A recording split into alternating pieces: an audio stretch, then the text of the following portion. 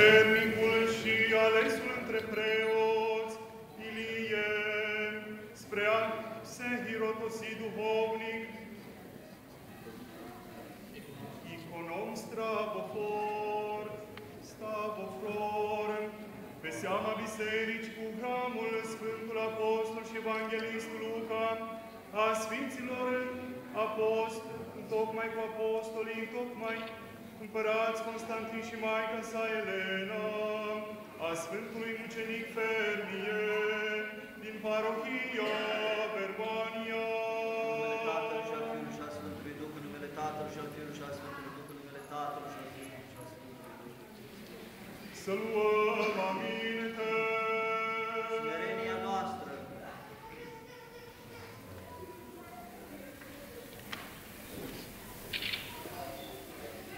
Prin harul întru Sfântului Duh te prochierisește pe tine, preacucernicule preot Ilie, într-un iconom Stavrofor, în numele Tatălui și al Fiului și al Sfântului Duh.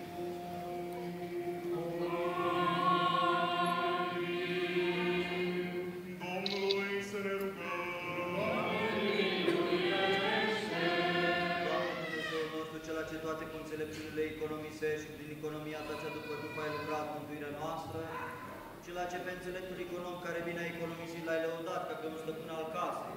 Binecuvintează și pe rogul tău acesta, preotul Ilie, spre a se face econom Stavrofor și îl împuternicește și îl întărește pe dânsul ca în credință, în înțelepciune și cu bună plăcere să-ți economisească ție lucrurile și averea bisericii, pentru ca astfel făcând și astfel suzind, să se învrednicească de bucuria celor ce bine au întrebuințat talanții și să scape de rușinea de care trebuie să fugă și de osânda slugii celei viclene care cu lenevie și-a îngropat talantul.